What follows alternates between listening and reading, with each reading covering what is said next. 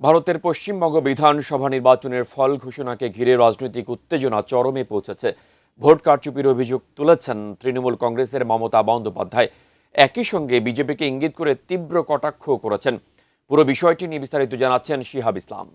हम जिंदगी मत एक करके हम लड़ेंगे, but don't quarrel, this is not the place for क्वार।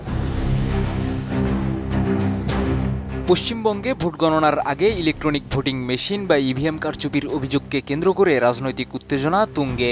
মুখ্যমন্ত্রী মমতা বন্দ্যোপাধ্যায় এবং বিরোধী দল বিজেপির মধ্যে পাল্টাপাল্টি অভিযোগে পরিস্থিতি ক্রমেই জটিল আকার ধারণ করছে।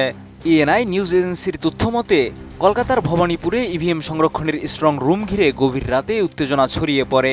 অভিযোগ ওঠে সেখানে ইভিএম কারচুপির চেষ্টা চলছে। পরিস্থিতি যাচাই করতে নিজেই ঘটনাস্থলে পৌঁছান মুখ্যমন্ত্রী মমতা বন্দ্যোপাধ্যায় এবং সেখানে মধ্যরাত পর্যন্ত অবস্থান করেন তিনি।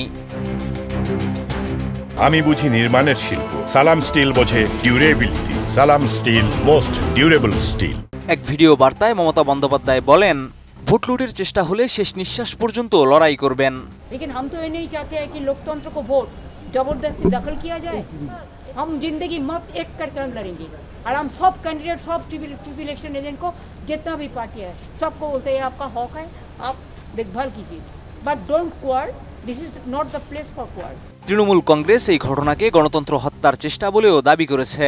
দলটির পক্ষ থেকে অভিযোগ করা হয়েছে নাম বাদ দেওয়া, ভোটারদের ভয়ভীতি প্রদর্শন, কেন্দ্রীয় বাহিনীর সন্ত্রাস এবং অর্থের বন্যা বইয়ে দেওয়া সহ সব ধরনের নোংরা কৌশলে ব্যর্থ হয়ে এখন ইভিএম কারচুপির পথ বেছে নেওয়া হয়েছে। সামাজিক মাধ্যমে শেয়ার করা ভিডিওতে তারা স্ট্রং রুমে অনিয়মের অভিযোগ তোলে এবং নির্বাচন কমিশনের ভূমিকা নিয়ে প্রশ্ন তোলে। এদিকে বিজেপিও পাল্টা প্রতিক্রিয়া দিয়েছে। দলের শীর্ষ নেতা শুভেন্দু অধিকারী অভিযোগ নাকচ করে বলেন, তৃণমূল প্রার্থী যেন কোনো ধরনের অন্যায় সুবিধা না নিতে পারেন সে বিষয়ে কঠোর নজরদারি রাখা হয়েছে। পুরো ঘটনাকে কেন্দ্র করে কলকাতার বিভিন্ন এলাকায় নিরাপত্তা জোরদার করা হয়েছে।